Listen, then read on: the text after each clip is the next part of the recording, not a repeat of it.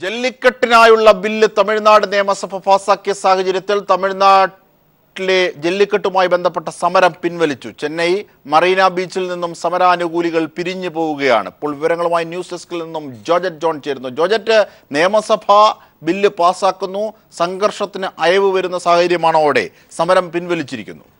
തീർച്ചയായും അജിം ഷാ സൂചിപ്പിച്ചതുപോലെ തന്നെ മറീന ബീച്ചിൽ കഴിഞ്ഞ 5 ദിവസത്തിലധികമായി നടന്നു വന്ന സമരത്തിനാണ് ഇപ്പോൾ സമാപനമായിരിക്കുന്നത്.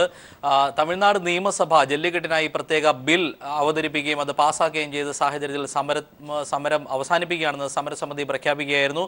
ജല്ലിക്കെട്ടിന് അനുമതി ആവശ്യപ്പെട്ട് യുവാക്കളും വിദ്യാർത്ഥികളും അടങ്ങുന്ന സംഘമാണ് ഏതാനും ദിവസങ്ങൾക്ക് മുമ്പ് മറീന ബീച്ചിൽ പ്രക്ഷോഭം ആരംഭിച്ചത്. ഇതേ തുടർന്ന് വൻ പ്രതിഷേധങ്ങളാണ് തമിഴ്നാടിൻ്റെ വിവിധ ഭാഗങ്ങളിൽ ഉണ്ടായിരുന്നത്.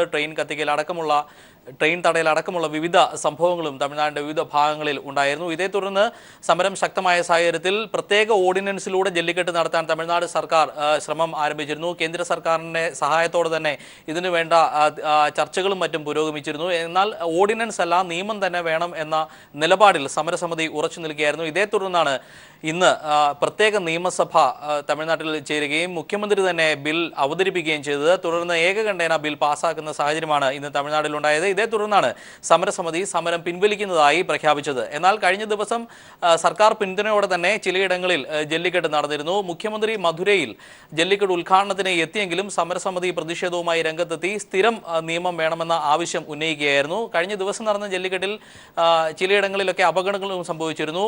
2 പേർ കഴിഞ്ഞ ദിവസവും പരിക്കേറ്റ ഒരാൾ ഇന്നും മരിച്ചു എന്ന തരത്തിലുള്ള വാർത്തകളും പുറത്തു വന്നിരുന്നു. ഏതായാലും ജല്ലിക്കെട്ടിനുമായി ബന്ധപ്പെട്ട് നേരത്തെ മൃഗസ്നേഹികളുടെ സംഘടനയായ പെറ്റ സുപ്രീം കോടതിയിൽ സമർപ്പിച്ച ഹർജിയിൽ തീർപ്പുണ്ടാകാൻ സമയം ആകുന്ന വേളയിലാണ് തമിഴ്നാട്ടിൽ ശക്തമായ പ്രതിഷേധം തമിഴ്നാടിൻ്റെ എല്ലാ ഭാഗങ്ങളിലും ഉണ്ടായത്. ഇതേ തുടർന്ന് തമിഴ്നാട് സുപ്രീം കോടതി വിധി പറയുന്നത് നീട്ടിവെക്കുകയായിരുന്നു. കേന്ദ്ര സർക്കാരും തമിഴ്നാട് സർക്കാരും വിധി പറയുന്നതിന് മുമ്പ് തങ്ങളുടെ വാദം കൂടി കേൾക്കണമെന്ന ആവശ്യവും സുപ്രീം കോടതിയെ അറിയിച്ചിട്ടുണ്ട്. എന്നാൽ ഇപ്പോൾ സമരസമിതി സമരം പിൻവലിച്ച സാഹചര്യത്തിലും തമിഴ്നാട് സർക്കാർ നിയമം പാസാക്കിയ സാഹചര്യത്തിലും മൃഗസ്നേഹികളുടെ സംഘടന ഇനി ഏത് തരത്തിലുള്ള നീക്കമാകും നടത്തുക എന്ന് ഇതുവരെ അവരുടെ പ്രതികരണം ഉണ്ടായിട്ടില്ല. അവരും സുപ്രീം കോടതിയെ സമീപിക്കാനാണ് സാധ്യത. കാരണം കഴിഞ്ഞ ദിവസം ഈ 2 പേർ മരണമടഞ്ഞ സാഹചര്യം കൂടി കണക്കിലെടുക്കുമ്പോൾ മൃഗസ്നേഹികളുടെ സംഘടന വീണ്ടും കോടതിയെ സമീപിക്കാനുള്ള സാധ്യതകളും ഇപ്പോൾ നിലനിൽക്കുന്നു. അജിം ഷാദ്. ശരി, ജോർജറ്റ് ജോണാണ് വിവരങ്ങൾ നൽകിയത്. മറ്റൊരു വാർത്തയിലേക്ക്. കേരളത്തിനുള്ള റേഷൻ വിഹിതം വെട്ടിക്കുറച്ചതിന് കാരണം ഭക്ഷ്യഭദ്രതാ നിയമം നടപ്പാക്കിയതിലെ അപാകത മൂലമെന്ന് മുഖ്യമന്ത്രി പിണറായി വിജയൻ. ഇക്കാര്യത്തിൽ മുൻ കേന്ദ്ര ഭക്ഷ്യമന്ത്രി KV തോമസിനും UDF സർക്കാരിനും വീഴ്ച പറ്റിയെന്നും പിണറായി വിജയൻ പറഞ്ഞു. ധാന്യ വിഹിതം പുനഃസ്ഥാപിക്കുമെന്ന് പ്രധാനമന്ത്രി മുഖ്യമന്ത്രിയുമായുള്ള കൂടിക്കാഴ്ചയിൽ ഉറപ്പു നൽകി. കേരളത്തിന് എയിംസ് പ്രഖ്യാപിക്കുന്ന കാര്യം ഈ ബജറ്റിൽ പരിഗണിക്കണമെന്നും കേന്ദ്ര സർക്കാരിനോട് സംസ്ഥാന സർക്കാർ ആവശ്യപ്പെട്ടു. വിവരങ്ങളുമായി മനു ശങ്കരൻ ചേരുന്നു. മനു, എന്തൊക്കെയാണ് മുഖ്യമന്ത്രി പ്രധാനമന്ത്രിയുമായി നടത്തിയ കൂടിക്കാഴ്ചയ്ക്ക് ശേഷം പറഞ്ഞത്? വിശദാംശങ്ങൾ. അജിംഷാദ്, 2013 കേന്ദ്ര ഭക്ഷ്യഭദ്രതാ നിയമം നടപ്പാക്കിയ ശേഷം സംസ്ഥാനത്തിനുള്ള റേഷൻ വിഹിതം വൻതോതിൽ വെട്ടിക്കുറച്ചിരുന്നു. 2 ലക്ഷം മെട്രിക് ടൺ അരിയുടെ കുറവാണ് ഈ കേന്ദ്ര ഭക്ഷ്യഭദ്രതാ നിയമം നടപ്പാക്കിയ ശേഷം സംസ്ഥാനത്തിന് കുറവുണ്ടായത്. ഈ ഒരു സാഹചര്യത്തിലാണ് റേഷൻ വിഹിതം പുനഃസ്ഥാപിക്കണമെന്ന് ആവശ്യപ്പെട്ടുകൊണ്ട് മുഖ്യമന്ത്രി പിണറായി വിജയൻ പ്രധാനമന്ത്രി നരേന്ദ്രമോദിയുമായി കൂടിക്കാഴ്ച നടത്തിയത്. 20 മിനിറ്റിൽ പരം നീണ്ടുനിന്ന കൂടിക്കാഴ്ചയ്ക്ക് ശേഷം സംസ്ഥാനത്തിന് കുറവ് വന്നിരിക്കുന്ന ധാന്യവിഹിതം പുനഃസ്ഥാപിക്കും എന്നൊരു ഉറപ്പ് പ്രധാനമന്ത്രി നൽകിയതായി കൂടിക്കാഴ്ചയ്ക്ക് ശേഷം മുഖ്യമന്ത്രി തന്നെ വ്യക്തമാക്കുകയുണ്ടായി. അതേസമയം ഈ റേഷൻ വിഹിതം വെട്ടിക്കുറയ്ക്കുന്നതിനും ഇത്രയധികം പ്രതിസന്ധിയിലേക്ക് പൊതുവിതരണ മേഖല പോയതിനും കാരണം അന്നത്തെ കേന്ദ്ര ഭക്ഷ്യമന്ത്രിയായിരുന്ന KV തോമസും അതോടൊപ്പം UDF സർക്കാരിന്റെയും ഈ കൃത്യമായ ധാരണകളില്ലാത്ത ഒരു പ്രവർത്തനമായിരുന്നു എന്നും മുഖ്യമന്ത്രി ചൂണ്ടിക്കാട്ടുകയുണ്ടായി. അതിനാൽ തന്നെ ഇക്കാര്യത്തിൽ ഇപ്പോൾ കേന്ദ്ര സർക്കാർ ഒരു ഉറപ്പ് നൽകിയിരിക്കുന്ന പശ്ചാത്തലത്തിൽ നിലവിലെ പ്രതിസന്ധി എത്രയും വേഗം തീരുമെന്നാണ് പ്രതീക്ഷയെന്നും മുഖ്യമന്ത്രി ഈ കൂടിക്കാഴ്ചയ്ക്ക് ശേഷം ദില്ലിയിൽ മാധ്യമങ്ങൾ മുമ്പാകെ വ്യക്തമാക്കുകയുണ്ടായി. ഇതോടൊപ്പം എയിംസിനുള്ള സ്ഥലവും മറ്റും നേരത്തെ പ്രഖ്യാപിച്ചതാണ്. അതിനാൽ തന്നെ ഈ വരുന്ന ബജറ്റിൽ എയിംസിനുള്ള കൂടുതൽ പ്രഖ്യാപനങ്ങൾ കൂടി ഉണ്ടാകണമെന്നൊരു ആവശ്യവും സംസ്ഥാനം കേന്ദ്രത്തോട് വച്ചിട്ടുണ്ട്. ഇതിനും ഒരു അനുകൂല നിലപാടാണ് കേന്ദ്ര സർക്കാർ ഇപ്പോൾ പ്രകടിപ്പിച്ചിരിക്കുന്നത്. അജിം ഷാ. ശരി, മനു ശങ്കരനാണ് വിവരങ്ങൾ നൽകിയത്. മറ്റു വാർത്തയിലേക്ക്. കണ്ണൂരിലെ അക്രമ സംഭവങ്ങളുടെ പശ്ചാത്തലത്തിൽ സർവകക്ഷി യോഗം വീണ്ടും വിളിക്കാൻ സംസ്ഥാന സർക്കാർ ആലോചിക്കുന്നതായി മുഖ്യമന്ത്രി പിണറായി വിജയൻ പറഞ്ഞു. കേരളത്തിലെ ക്രമസമാധാന പ്രശ്നങ്ങളിൽ കേന്ദ്രം ഇടപെടുമെന്ന BJP പ്രസ്താവനയെ മുഖ്യമന്ത്രി തള്ളിക്കളഞ്ഞു. ഭീഷണിയേശാത്തവരോട് അത് പറയേണ്ടെന്നും മുഖ്യമന്ത്രി BJPയെ ഓർമ്മിപ്പിച്ചു. RSS ആക്രമണത്തിൽ പ്രചരണം നടത്തുന്നു എന്ന് പറയുമ്പോൾ RSS ആദ്യം വേണ്ടത് ആക്രമണത്തിൽ നിന്ന് പിന്തിരിയാൻ തയ്യാറാകലാണ്. സംസ്ഥാന ഗവൺമെൻറ് ഏത് തരത്തിലുള്ള ആക്രമണത്തെയും പ്രോത്സാഹിപ്പിക്കാൻ സമീപനം സ്വീകരിക്കില്ല. ഈ സാഹചര്യത്തിൽ പ്രത്യേകമായി തന്നെ ഒന്നുകൂടി യോഗം വിളിക്കാൻ ആലോചിക്കുന്നുമുണ്ട്. കണ്ണൂർ സംഘർഷങ്ങളുടെ പശ്ചാത്തലത്തിൽ കേന്ദ്രം ഇടപെടുമെന്ന BJP പ്രസ്താവനയോട് മുഖ്യമന്ത്രിയുടെ പ്രതികരണം ഇങ്ങനെ: ഭീഷണി ഏശുന്നവരെടുത്ത് അത് ലേശം ഫലം ചെയ്യും. ഇത് അതൊന്നും മറ്റാളുകളെടുത്ത് പ്രയോഗിച്ചിട്ട് കാര്യമില്ല. ഭീഷണി ഏശാത്തവരെടുത്ത് പ്രയോഗിച്ചിട്ട് കാര്യമില്ല. പിന്നെ കാലം മാറിയല്ലോ. 59 അവിടുത്തെ ഗവൺമെൻറ്റിനെ പിരിച്ചുവിട്ടതാണല്ലോ. അതിനുശേഷം രാജ്യത്ത് എന്തെല്ലാം മാറ്റങ്ങൾ വന്നു. ഇതൊന്നും മനസ്സിലാക്കാതെയുള്ള ഒരു പ്രതികരണമായിട്ട് മാത്രമേ അതിനെ കണക്കാക്കേണ്ടതുള്ളൂ. കണ്ണൂർ സംഘർഷത്തിൽ CPI സംസ്ഥാന സെക്രട്ടറി കാനം രാജേന്ദ്രൻ ഉയർത്തിയ വിമർശനത്തെ മുഖ്യമന്ത്രി ഇങ്ങനെ വിലയിരുത്തി: അത് അക്രമ സംഭവത്തെ വിലയിരുത്തുന്നതാണല്ലോ. അതൊരു കേസിനകത്ത് പ്രതികളായി വരുന്നവരെ കണ്ടുകൊണ്ടുള്ളൊരു വിലയിരുത്തലായിരിക്കും അത്. പോലീസ് മടലുകൾക്ക് കൃത്യസമയത്ത് തന്നെ കേരളം പേരുകൾ കൈമാറി. ഇക്കാര്യത്തിൽ സംസ്ഥാനത്തിന് വീഴ്ച വന്നുവെന്ന വാർത്ത ശരിയല്ല. കേന്ദ്രത്തിനാണ് വീഴ്ച പറ്റിയതെന്നും മുഖ്യമന്ത്രി ചൂണ്ടിക്കാട്ടി. News bureau, Delhi. കൽക്കരി അഴിമതി കേസിൽ മുൻ CBI ഡയറക്ടർ രഞ്ജിത്ത് സിൻഹയ്ക്കെതിരെ അന്വേഷണത്തിന് സുപ്രീം കോടതി ഉത്തരവ്. കേസന്വേഷണത്തിൽ സിൻഹ അധികാര ദുർവിനിയോഗം നടത്തിയെന്ന ആരോപണത്തിലാണ് അന്വേഷണം. സിൻഹ കേസിനെ സ്വാധീനിക്കാൻ ശ്രമിച്ചതായി പ്രഥമ ദൃഷ്ട്യാ തെളിഞ്ഞതായുള്ള പ്രത്യേക സമിതിയുടെ റിപ്പോർട്ടിനെ തുടർന്നാണ് സുപ്രീം കോടതി നടപടി. ജസ്റ്റിസ് MP ലോക്കൂർ അധ്യക്ഷനായ ബെഞ്ചിന്റേതാണ് ഉത്തരവ്. കഴിഞ്ഞ ജൂലൈ 12-നാണ് മുൻ CBI ഉദ്യോഗസ്ഥനായ ML ശർമ്മ സമർപ്പിച്ച അന്വേഷണ റിപ്പോർട്ട് മുദ്രവെച്ച കവറിൽ കോടതിക്ക് കൈമാറിയിരുന്നത്. വാർത്തകളിലേക്ക്. രാജ്യത്തെ അഭിഭാഷകരിൽ പകുതിയും വ്യാജന്മാരാണെന്ന് ബാർ കൗൺസിൽ മേധാവി മരൺ കുമാർ മിശ്ര കോടതിയിൽ എത്തുന്നവരുടെ യോഗ്യത പരിശോധിച്ചു വരികയാണെന്നും അദ്ദേഹം പറഞ്ഞു. ഇത്തരം അഭിഭാഷകരുടെ കൈവശമുള്ളത് വ്യാജ സർട്ടിഫിക്കറ്റുകളാണെന്നും അദ്ദേഹം പറഞ്ഞു. വ്യാജ അഭിഭാഷകരുടെ എണ്ണം പെരുകുന്നുവെന്ന വിവരങ്ങൾ പുറത്തുവന്നതിനെ തുടർന്നാണ് ബാർ കൗൺസിൽ തന്നെ പരിശോധനകൾ ആരംഭിച്ചത്. 2 വർഷത്തിലധികമായ പരിശോധനകൾക്കൊടുവിലാണ് രാജ്യത്താകെ ഞെട്ടിക്കുന്ന വാർത്ത പുറത്തുവന്നിരിക്കുന്നത്. നിലവിൽ പ്രാക്ടീസ് ചെയ്യുന്ന അഭിഭാഷകരിൽ 45% പേർ വ്യാജന്മാരാണെന്നാണ് ബാർ കൗൺസിലിന്റെ കണ്ടെത്തൽ. 2012 കണക്കനുസരിച്ച് രാജ്യത്തെ വിവിധ ബാർ കൗൺസിലുകൾക്ക് കീഴിലായി 14 ലക്ഷം അഭിഭാഷകരാണ് രജിസ്റ്റർ ചെയ്തിട്ടുള്ളത്. ബാർ കൗൺസിൽ പരിശോധന ആരംഭിച്ചതിനു ശേഷം രജിസ്റ്റർ ചെയ്ത അഭിഭാഷകരുടെ എണ്ണം 6.5 ലക്ഷമായി കുറഞ്ഞു. വ്യാജ നിയമബിരുദമുള്ളവരും ഒരു ബിരുദം പോലും ഇല്ലാത്തവരും അഭിഭാഷകരായി പ്രാക്ടീസ് ചെയ്യുന്നുവെന്നും bar council of India chairman Manan Kumar Mishra വ്യക്തമാക്കി. പല വ്യാജന്മാരും കോടതികളിലെ സജീവ അഭിഭാഷകരാണെന്നും ബാർ കൗൺസിൽ ചെയർമാൻ ചൂണ്ടിക്കാട്ടിയിട്ടുണ്ട്. ഇത്തരം വ്യാജന്മാരെ കണ്ടെത്താൻ ശക്തമായ നടപടികൾ തന്നെ ബാർ കൗൺസിൽ ആരംഭിച്ചു. കീഴ്ക്കോടതി തലം മുതൽ സൂക്ഷ്മ പരിശോധനകൾ നടത്താൻ ബാർ കൗൺസിൽ തീരുമാനവുമെടുത്തു. നിയമബിരുദം ലഭിച്ച് അഭിഭാഷക വൃത്തിയിലേക്ക് കടന്നുവരുന്നവർക്ക് പരിശീലനം നൽകുന്നതിനുള്ള പദ്ധതികൾക്കും കൗൺസിൽ രൂപം നൽകിയിട്ടുണ്ട്. വ്യാജ അഭിഭാഷകരുടെ എണ്ണപ്പെരുക്കം നിയമ സംവിധാനത്തിന്റെ വിശ്വാസ്യതയിലേക്കാണ് വിരൽ ചൂണ്ടുന്നത്. News desk. ലോ അക്കാദമിയിലെ വിദ്യാർത്ഥി പ്രക്ഷോഭങ്ങൾക്കെതിരെ കേരള സർവകലാശാലയുടെ ഉപസമിതി കോളേജിലെത്തി തെളിവെടുപ്പ് നടത്തി. നിഷ്പക്ഷവും നീതിപൂർവവുമായ തെളിവെടുപ്പ് നടത്തുമെന്ന് വിദ്യാർത്ഥികൾക്ക് ഇമെയിലിലൂടെ സർവകലാശാലയെ പരാതി അറിയിക്കാമെന്നും സിൻഡിക്കേറ്റ് അംഗങ്ങൾ മാധ്യമങ്ങളോട് പറഞ്ഞു.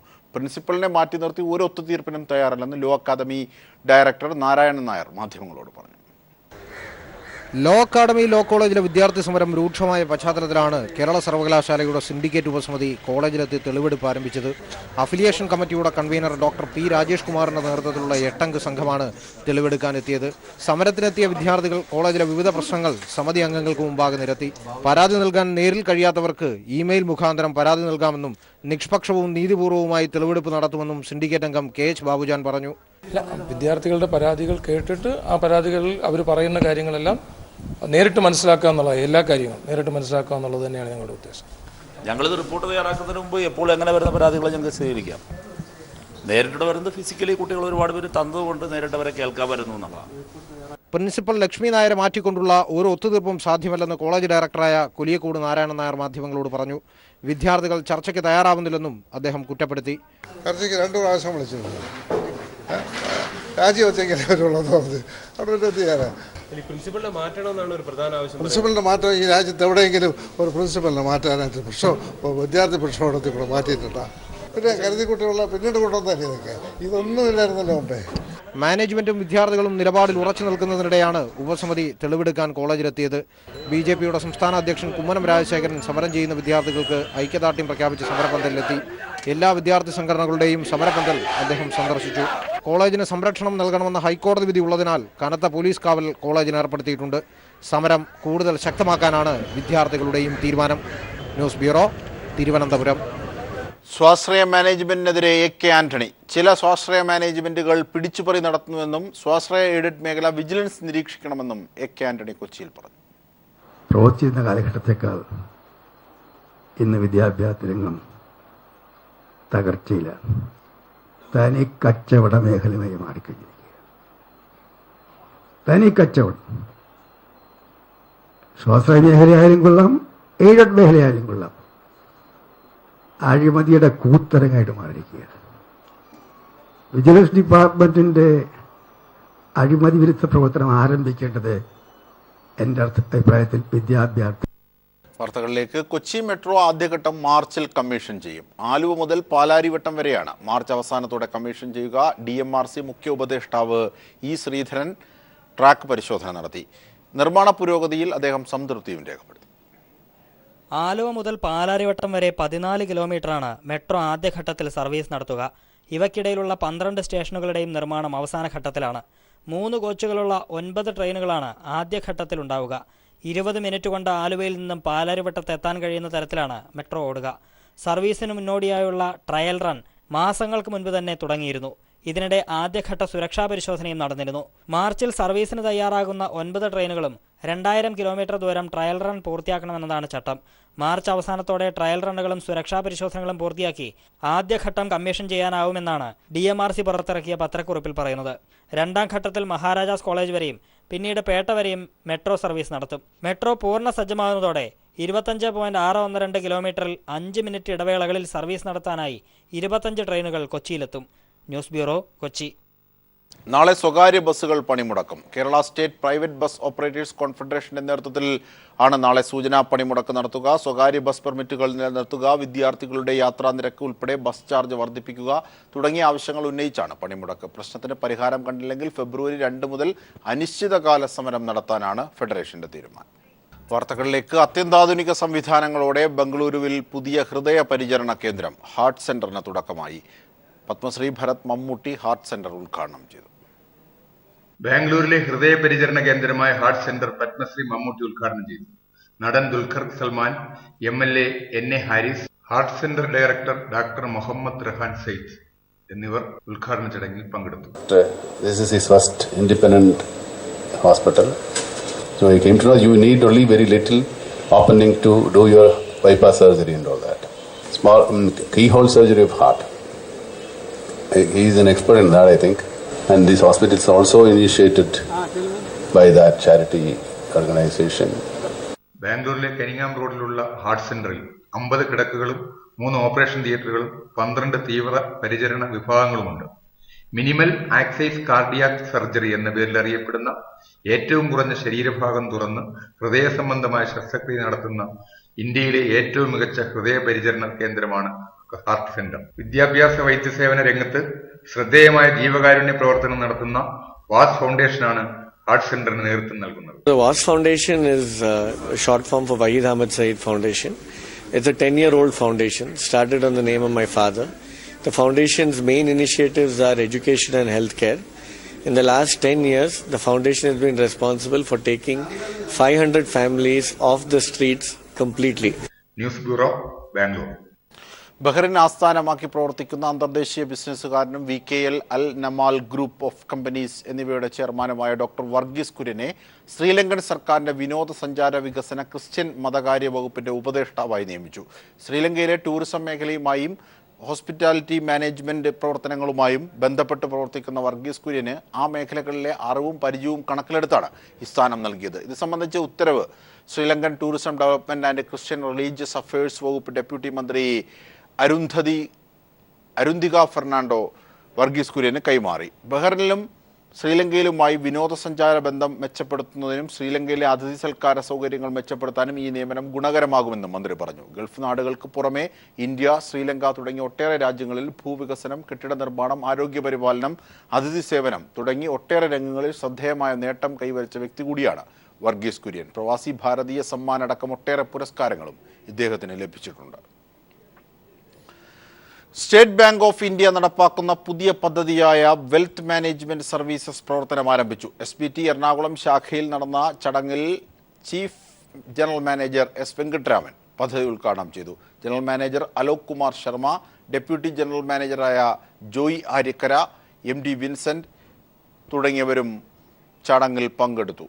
ധനകാര്യ മാനേജ്മെന്റ് ഉപഭോക്താക്കൾക്ക് മാർഗനിർദ്ദേശം നൽകുന്നതിനായാണ് ബാങ്ക് പുതിയ പദ്ധതി നടപ്പാക്കുന്നത്.